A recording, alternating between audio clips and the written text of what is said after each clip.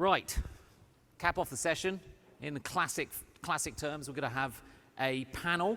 If I can invite my panelists to come up stage and take the seats that they've been directed to take.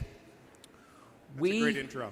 Yeah, that is, isn't it? As you can see from the title, we're going to look at the sort of Canadian TV landscape with the onset, if you like, of more TV and specifically AVOD coming to the market. By the way, it's not networking break yet. This is still got a panel to go. So what we're looking at is what impact that's going to have on the Canadian TV market as more content and services come across the border, and what that means for advertisers and domestic broadcasters. I fear I'm not being listened to. Yeah. And of course, ladies and gentlemen, if we can have your attention, of course, we're going to have a look at the sort of annual discussion between buyers and sellers about the things that each side would like from one another. And in the spirit of today's themes, we're going to have a look at meaningful progression and how we actually get stuff done. So I'm going to try and summarize each of our sort of topics to see what sort of homework you guys have after this event. So to kick us off, Lindsey, the first area we're looking at the Disneys, the Netflix, and all that sort of stuff moving into our market with direct services. What are advertisers? What are you seeing as the head of investment for GroupM?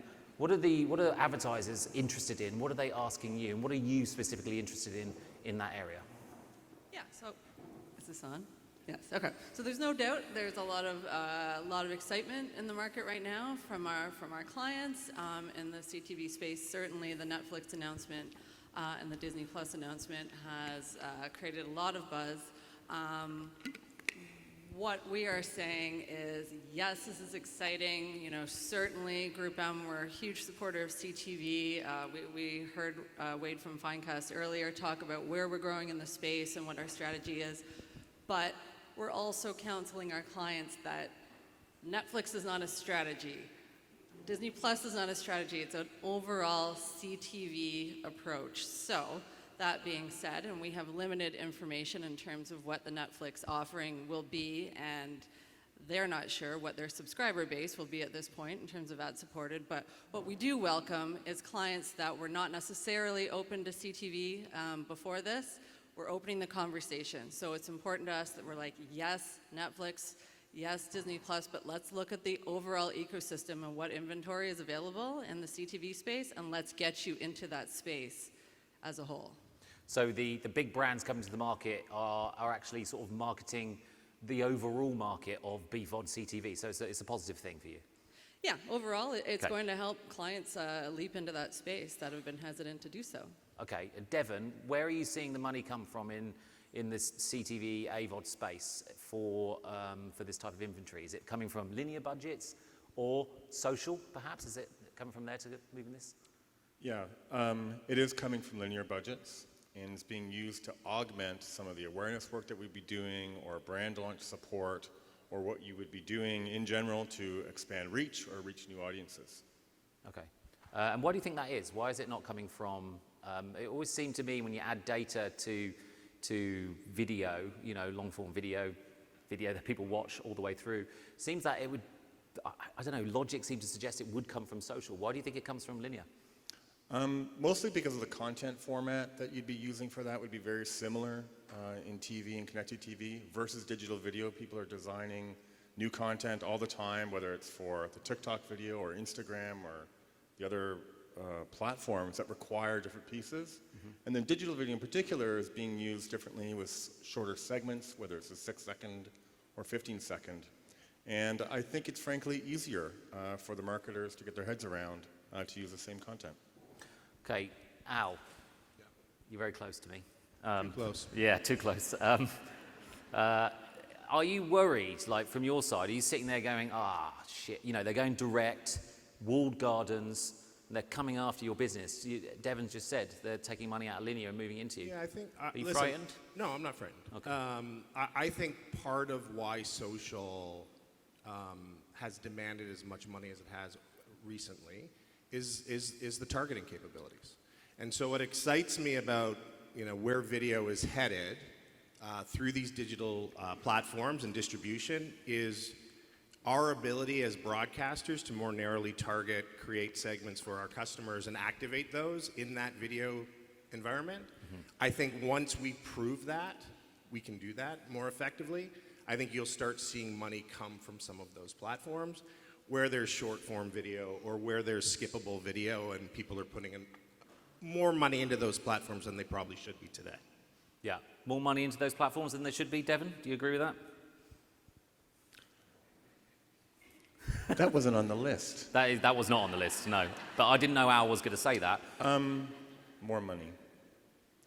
There could be overspending. That could be true. Okay, that's a Canadian, yes they are, just so you know, because we're just not direct people, but now's the time to get shit done, so we're going to be direct. Okay, Al, just building on what you just said there, do you think, because we hear about this, we just think these SVOD services are going to switch to AVOD, they're going to just plug in a programmatic system and sell ads. Is it that easy? Are they going to come into Canada that easily? And No. It's harder, isn't it? It's way harder, right? Listen, linear television, cable television isn't going away. And we as broadcasters spend an enormous amount of money in those markets, and they can't see that revenue bleed overnight. So I think what we're seeing today is as those partners come to Canada, they're reaching out to their Canadian partners and trying to figure out if, one, should we come to Canada? Does it make sense? Is the inventory needed? Can we grow? What's the model look like? What's the ad market look like? And then secondly is they need representation, right? What I worry about as we kind of talk and look at the data we saw tomorrow, if I was a media buyer, I'd be really worried about fragmentation, right? And how do we manage reach frequency in those platforms? We have two, and this is a big thing for Greg, and he'll want to talk about it, but we have two currencies that we're executing against. So we as an industry need to decide on a currency and figure out how we're going to transact both in the linear and the non-linear space, because we're going to need both to bring to life the campaigns that we all want to bring to life. Yeah, and I guess with more of these services, Lindsey, and they're going to be behind walled gardens or hedged or whatever the hell you want to call them, that makes your job even harder, doesn't it? Because they're going to be measuring and marking their own homework as well. So are you going to be critical of that? Yeah, absolutely. It is making our job harder, and we're not necessarily looking for more challenges. But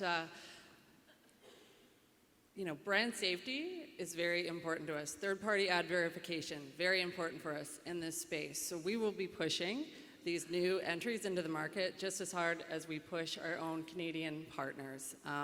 It doesn't mean that client excitement, isn't there, but again, it's our job to make them understand the entire ecosystem, make them understand what the limitations are in some of these new offerings and what the risks are. And it's our job to counsel them through that. And then in the CTV space, more importantly, we really want to talk to them about bringing scale to the CTV space. It doesn't make sense to just execute on Netflix. It doesn't make sense to execute on one platform in any space. So really what our job is to counsel them, make sure that we're bringing scale to their CTV strategy and ultimately their buys. Okay, Deb, I'm going to come to you next, but Greg, is she going to push them as hard as she pushes you? Do you agree with that? Well, she'd never push her customers as hard as she pushes us, that's for sure. But look, the way I would look at it is I try to take it away from linear versus non-linear. Like, we know for the last 5 years, the average Canadian has consumed 4.5 hours of content. And that hasn't changed, give or take a few minutes. So we think we've saturated what people are watching from a video standpoint at 4.5 hours. And then underneath that, it's just getting extremely complicated on how they consume that video. But if you look at what we would have called linear TV 3 years ago, like what we have on Global, now over 10% of that, or Mark Leslie's theory might be cringing, but it's getting close to 10% of that consumption is now on connected TVs. And it's just through the numerous tones when you buy a linear TV buy now, you're getting 10% connected TVs. So I think we need to start looking at this holistically, as we, I think, all violently agree on how we do it, but then also have a two things, similar currency on how we actually do this, and a common definition on what an ad is. Because we're being held to standards that other people aren't, and we spend a lot of money to do that. So we're spending over I don't need to get into it, tens of millions of dollars to measure audiences, and then half of our entire ecosystem at Corus goes through linear optimization. All of you spend half your money in Corus going through targeting, but then it gets turned back into a demo, which is really crazy. So you're after a sort of level playing field with the Canadian broadcasters, which probably won't happen, will it? Well, I think with the WFA and what we're trying to do as an industry, we hopefully will get there.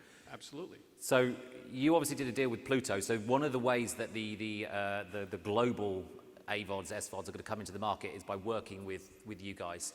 Can you explain how you work with Pluto, how these deals sort of pan out? Can you share any of that information? I know Spencer is afterwards, but just briefly, can you explain how they work? Yeah, well, of course, Spencer's the brainchild of all of this. Absolutely, yeah. Look, it takes a lot of people, but to Al's point, we have deep relationships with the U.S. studios and broadcasters. And it's no surprise that in Corus, we do a lot of work with CBS, who owns Pluto. So when they were going to bring Pluto to Canada, they came to us and said, can you help us size the market? Can you help us tell us how we could make the best economics work, and should we work with you? So they obviously are running their own numbers independently of us. And then when we all got together and discussed it, it makes a lot more sense because we know the market so well. We have relationships with all of you. They do not want to set up their own sales team. We can bring more value through our sales team than just programmatic pipes right now. Yeah. So the 1 + 1 there equaled more than 2. Okay. And we have the same relationship with Tubi. Okay. We started working with them a few years ago. So you're the media sales house, you take a clip on the inventory, that sort of thing. Right, easy. Deb, your business is very relevant for this panel. Absolutely. It's like it's been well planned or something. You sell inventory, US inventory tends to be, more niche inventory, I'd say, to Canadian, obviously, eyeballs, if you like. So what's your view on the bigger players coming in? Is that like a threat to your business, or is that something that worries you, or something that excites you? Well, first and foremost, I just want to make an announcement before I jump into this, because even though we are a newer player in the space, we are very excited to be sharing with all of you in this room today that MediaPulse has just been acquired by Blue Ant Media, and we will be joining the Blue Ant family, so we are super thrilled to be able to provide our advertisers with more resources and creative capabilities, and more to come. But Mitch is in the audience, Chris Law is in the audience. Please ask them any questions, but I would be remiss not to make that announcement to this group of people. So with regards to Netflix, I do have mixed feelings. I mean, on one hand, it's very exciting, right? When you think about a streaming platform like Netflix is to streaming what Kleenex is to bathroom tissue, right? It's the reason why we're all sitting in this room today. And it's an area where advertisers haven't, typically been able to access. But being that MediaPulse is agnostic, right? We work with, as you said, different US suppliers and even Canadian suppliers. It's all about making sure we keep the advertiser at the center of everything that we do. So is there an opportunity for us as a programmatic exchange to work or partner with Netflix in any way to help bring their offering to more Canadians? So yes, I think it's very exciting. And to that respect, when you think about content consumption, it's ubiquitous. It's as ubiquitous as like drinking coffee. And just because Starbucks exists doesn't mean that there aren't people that are going to want to drink Timmy's and Second Cup and Jimmy's and Dark Horse, right? So I think it's actually growing the demand for the whole CTV ad-supported ecosystem. So it's actually symbolizing the growth that we're all seeing, and so that's great. On the other hand, we know that dollars are going to have to shift, right? And people have cited that they're going to be shifting out of linear, and I actually don't necessarily agree with that. We know that audiences are declining on linear platforms. We know that cord nevers are a real thing, but I think that's a longer-term view to have. I think 5, maybe 10, even 15 years down the line.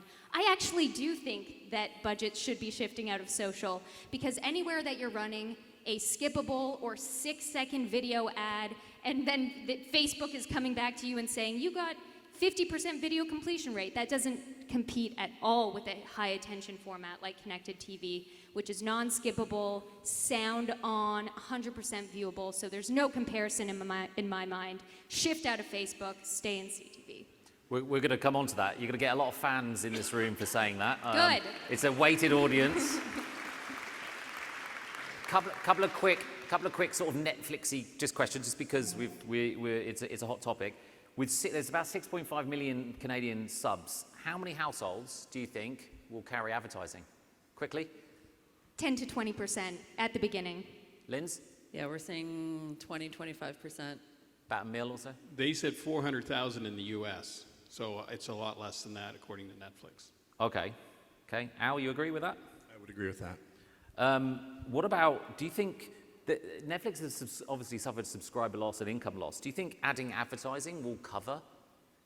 Can I jump on that, Justin? Sorry. Go ahead, don't even ask. So Look, Canadian. some of us have been predicting they were going to get in the ad business for many years, I being one of them, and it's because of their economics. They cannot sustain the kind of content they're buying with that subscription. So we have to remember that if they take their $19.99 price and make it whatever it's going to be with ads, we think it's going to be lower. That's not going to give them more revenue necessarily. It may be depending on what kind of viewer they have to the earlier presentation. But in general, I think what we're going to see is what we're seeing with Disney Plus now, is they're going to increase the cost of your $19.99 version with no ads, and you're going to get your ads at $19.99, my prediction, or some version of that. It's because it has to be incremental to their revenue, their top line revenue. Yeah. I also don't think that this is going to solve their fundamental issue, which we know is loss of subscribers, loss of revenue, but the real root of the issue is that Netflix's value proposition has completely eroded. Think about Netflix 10 years ago and the type of content that was being produced and the type of content that they had access to because they had the rights to Disney, et cetera. But they were in the business of producing hits. And when you're in the business of entertainment, you're in the business of producing hits. House of Cards, Making a Murderer. Now we have to sit and look and watch Is It Cake? Which after episode 3, I'm like, that's a shoe and that's cake. Like, it's mind-numbing. So they've lost their value proposition. Yeah. And now to suggest that people You may be watching too much Netflix. I think I am. All I'm saying is that the real issue here is that they are overspending in the content that they are producing. They're not producing enough hits. They're producing a ton of crap, and they're paying for it by people saying, I don't need Netflix anymore. And they're only going to be able to advertise on the crap that they're producing. Yeah? Yeah. I'm using your words, I'm not. Sorry. So Listen, I was worried about Netflix 5-6 years ago when I thought it was going to be the next iteration of Hulu in Canada. Yeah. So bringing all the best from the studios and all the best from their own production elements.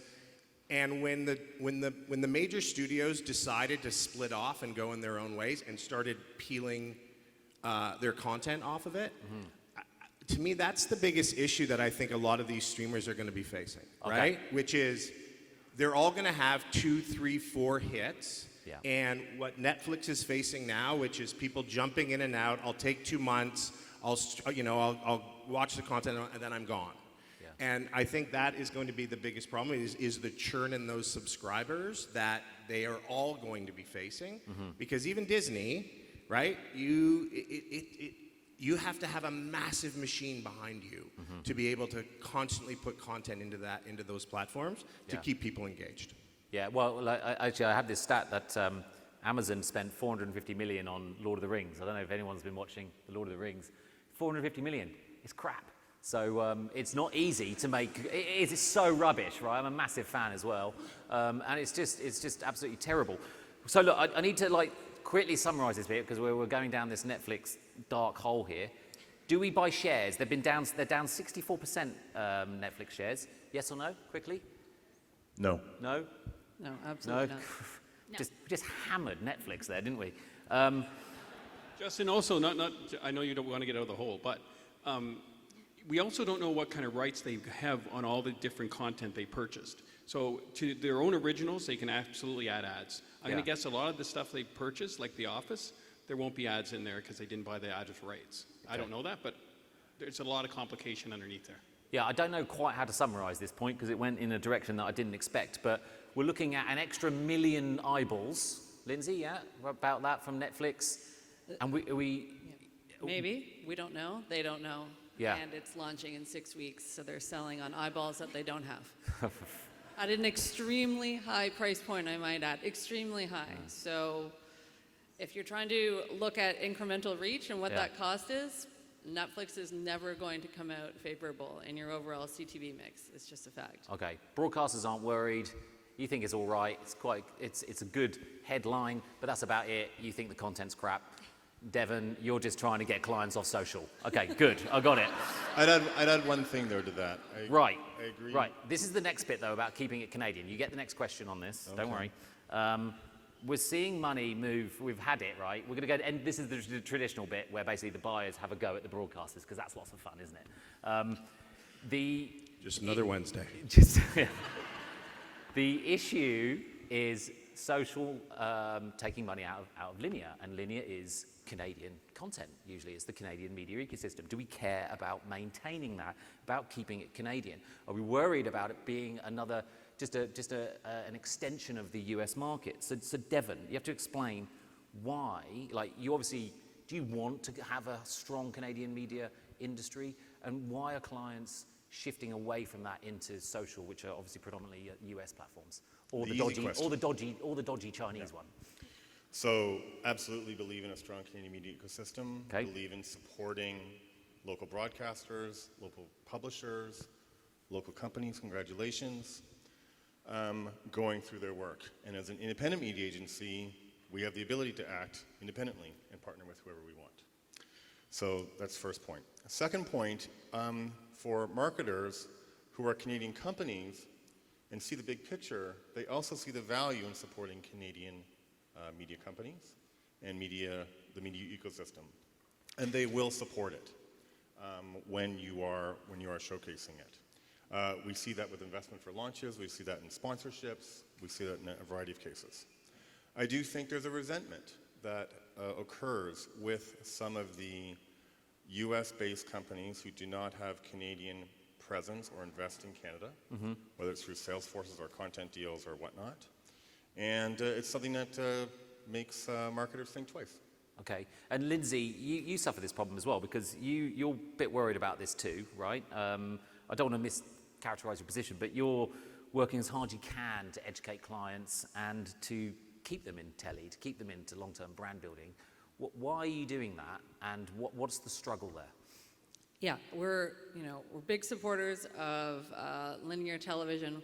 Obviously, very invested in a strong Canadian media ecosystem.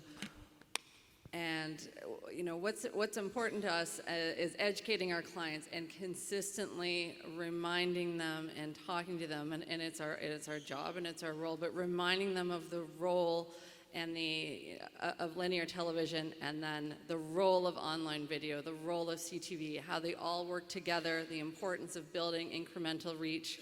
But when we're speaking to them about linear, and we all have this issue, we have clients that are like, no, linear TV is dead, I just want to be, in digital. And it's our job to show them the effectiveness of linear television and remind them what it does on a short-term and long-term basis, and just as importantly, what it does if you pull out of linear TV and how much time and money it will cost them to bring back some of that brand equity that they've spent so long building.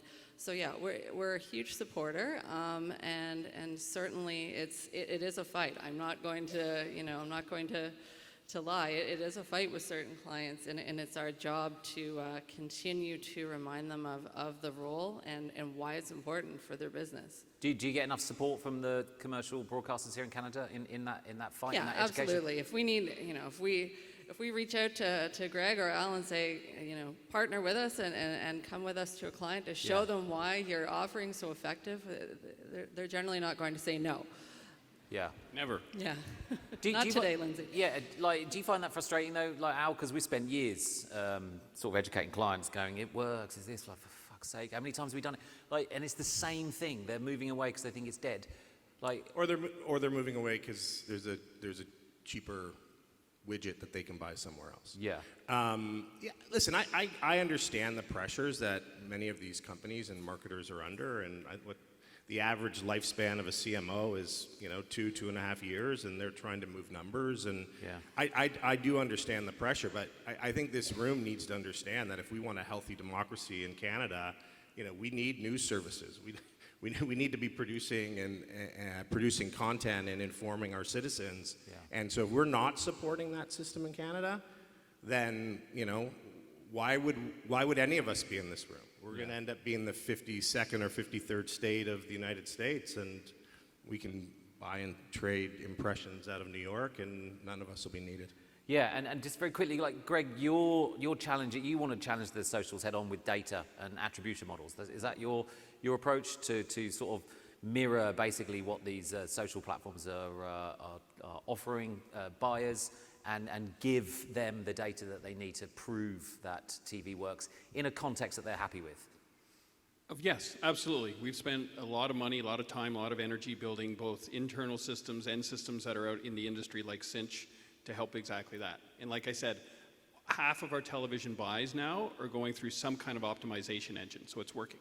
What I would say is for all of us in this room is it's super complicated. Every client obviously has unique needs, and it's only getting much more fragmented, and we all know that, and it's our jobs to stay on top of it and to really understand what's going on, and that's not an easy job. But I would say that the advertisers that do that spend the time. The smart ones are actually, at the end of the day, selling more product and keeping their investments levels more in line with what I would say is optimum for their brands. Mm-hmm. It's the people that are trying to find the solutions quickly and not necessarily doing the hard due diligence and understanding this, because there's a ton of solutions out there right now that will allow you to take full optimization in a traditional, radio and television ecosystem and make it work for you much better than it might be today. But it takes that understanding. Yeah. Deb, you want to come in? Yeah, Go. I do, because I think the conversation, so often from the advertiser side, the publisher side, all sides in media, it all goes back to reach. And we know that reach is super important, but it's not as important as resonance. What is the value in reaching an audience of 6 million people if all they're doing is just scroll, seeing your ad for a second and then they're off? That's where the value in long form TV advertisement lies, is you're actually building a relationship and you're allowing your message, whether that be informative or entertainment based, to resonate with the consumer. And when you resonate your message with the consumer, then that builds recall, that builds favorability, that can drive purchase intent. So I really think that, yes, obviously reach is important, and when we talk about the fragmented ecosystem, again, Media Pulse, we're agnostic. We're trying to help our clients manage that fragmentation by offering them one path to that audience who doesn't have a linear, pun intended, content consumption, habit. People are watching, on one hand, old episodes of Degrassi on Zumo, and then they flip to the news and they're watching CP24, and then they're off doing something else. So we have to find this audience in a very fragmented environment, but we also have to do it with 30-second or 15-second storytelling. That's so important for brands. Yeah, the issue with what you said at the beginning with it, we've been talking about that for years, but it just seems the cut through is just extremely difficult to clients. That's my big issue, is what do we now need to give them in order to make a real difference? And you work with a lot of different content providers, exclusively in OTT. So do you provide like a layer of data at all? Is that what they're interested in with what you offer? Absolutely. And we are very excited and thrilled about our data partner, who's Environics, one of the most respected data players in the game in Canada. They enable our data on connected TV, and it actually works so well because a lot of our advertisers and agencies are already working with Environics. They work with Prism Data or other different libraries or products that they have. So this allows us to find an audience on connected TV at scale across all of the platforms, whether we're talking Roku, Samsung, LG, you name it. this is how we find audiences. Okay, so if TV are going to build these attribution-y products, Lindsey, what are you looking for from the broadcasters if they're going to build a product out there that will tell you exactly what your spend delivered? What do clients really need? Yeah, for some clients, that will be very important. But we also have to understand that and you know, you're saying that half of your linear TV transactions are now going through Cinch, and you know, we've come a long way. You've built Cinch, you continue to innovate. The challenge we have is we do have certain reporting or auditing capabilities that we can't use on those platforms, and it's not for you to solve. It's just a reality. So the attribution modeling for some clients is very, very valuable, but it won't be valuable for all. And there is a reason that we can't adopt some of the advanced advertising solutions that you've spent so much time and money to invest in, and it's not a lack of willingness on our end. It's a functionality issue in terms of some of the reporting needs that we have for our clients, unfortunately. Do you struggle figuring out who should pay for them as well? The attribution services? Oh no, the broadcasters should pay for them. Oh. I mean, we're... And we do. Oh, you do? We do, absolutely. Well, But we all do, because you're doing double-digit inflation on linear TV, so we all pay for them. But yes, ultimately, you get the first bill. Al, do you want to take that? Double-digit inflation? It's just Yeah, listen, lots of demand. lots of demand, Classic. right? Well, But- it's the reality. Our last conversation, remember we did the buyers versus sellers. They complained about the transparency thing. Right. But guys, cost everywhere is going up. So I know you think it's just the broadcasters paying the same price we paid for that piece of content year after year, and we just keep jacking the rate up. That's not the case. Our costs are going up on our side as well, and so as the demand increases, we're trying to protect margins, which we're not doing a very good job at, by the way, because you know our industry used to produce some very, very healthy margins, and those margins are being whittled away year after year. Why are they being whittled away? Because content's more expensive and Absolutely. Costs are going up. Competition. yeah.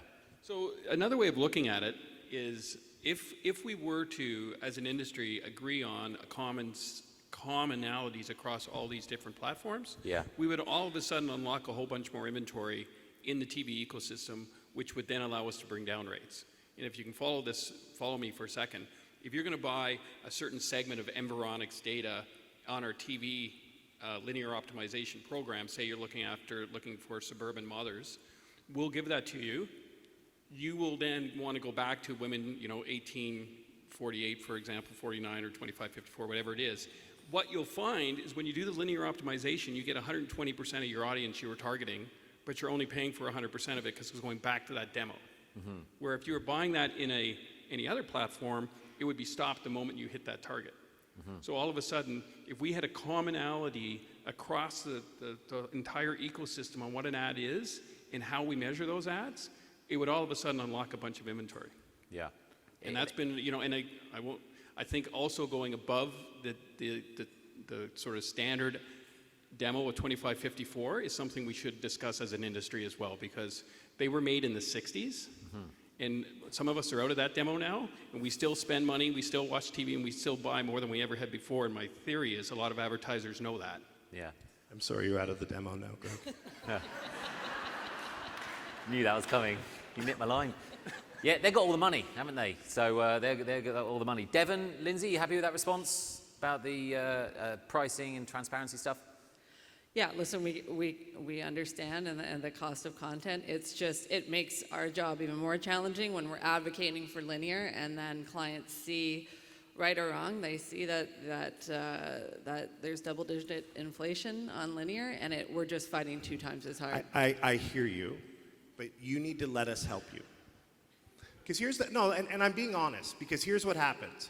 You make commitments to your customers based on, you have to plan way in advance. What do you see? You get information from your global research leads, and they give you a bunch of data, but there's never any fact checking. There's not a lot of reach out, and I'm being very transparent here. There's not enough conversation going back and forth in those planning periods, from my perspective, around what we are seeing, what our expectations are, based on audience trends and demands that we're seeing from categories that may or may not be, floating through your agency. So I think we can fix that, and I think we can also help you, in front of your customers, explain to them why the market is where it is. Yeah, the clients, possibly, some of the procurement clients are what we're dealing with. So I understand what you're saying. I get it, but at the core, I think that's a bigger problem. Oh, I really think it's a massive problem, right? There's no loyalty in this business the way that there was 10 years ago, 15 years ago, right? That clients will flip an agency in a heartbeat to save 0.5%. And at the end of the day, with all what they pay and to move, and I'll say, as a Rogers person, I mean, we've done it, and it's not right, and it's something that this industry needs to tackle. That we really need to tackle, because if we don't fix this, it is a race to the bottom for all of us. Yep. Just on the measurement side of things, just to echo what Greg said, I agree for a standard measurement, because those procurement people or marketers are performance obsessed year over year, quarter over quarter, week over week, and it's very difficult with TV reporting to prove that and to have that same like-for-like discussion about what connected TV audience is doing or digital video is doing. And it's become a standalone metric in how media is measured versus a standard, and it's quite challenging. Yeah. Deb, do you want to come in on any of this? I mean, I've always struggled when I hear about people and explaining the challenges that they have with measurement in connected TV, because having a digital background myself versus a traditional linear background, I see a huge value in being able to deliver real-time reporting, show clients exactly how many people watched their video ad and what percentage of those people watched what percentage of that ad. It's actually very simple, and if that as a measurement solution is being compared to something like broadcast, where results typically take 3 months, and there's all sorts of questions around how they arrive at those reach numbers, and you can't tell if people fast forwarded their TV commercials or not. Like, there's gray areas there for me that I don't think exist in the world of connected TV. On top of that, with new formats being available, and I say new, but Media Pulse has been doing this for the last 2 years with our clients, things like QR codes to start measuring attribution and actually showing clients what their audiences are doing on their website post QR scan, or different interactive products. Devon, you've seen those when we presented to your agency. There's all sorts of opportunity in the world of connected TV that I think is going to make this format and this platform a lot more interesting and certainly more scrutinized. But I agree, just hearing you guys talk, we need to collaborate more, we need to be more proactive, and we all need to agree that a race to the bottom is not the way to go. Do you think, just broadcasters here, nice little pleasant little chat with your agency partners, do you think the relationships since 2019 has improved, or you've got further apart? Is it better or worse? I don't think it's worse. Right. We have great relationships with our agency partners. Okay. I think they're under a ton of stress. I think this shift to globalization around acquiring customers puts pressure on the Canadian infrastructure and the amount of people that they can hire to support the businesses. But I think that it's important moving forward that we continue to evolve the relationship. The best work we do is always inclusive of the customer, our agency, and our teams. And the sooner we can continue to, and it's going in that direction, absolutely, getting better all the time, but as we continue to kind of move that needle forward, I always think there's room for improvement. Okay, Lindsey, just a final word on this and the panel, what is it that broadcasters can really do to really help support your efforts in marketing telly to your clients, to ensure that they continue to spend on it and to continue to spend in the Canadian media ecosystem? Yeah, in a simple term, make it easier for us to buy linear, to buy your connected TV, your OLV offerings. Just make it easier for us so that we can,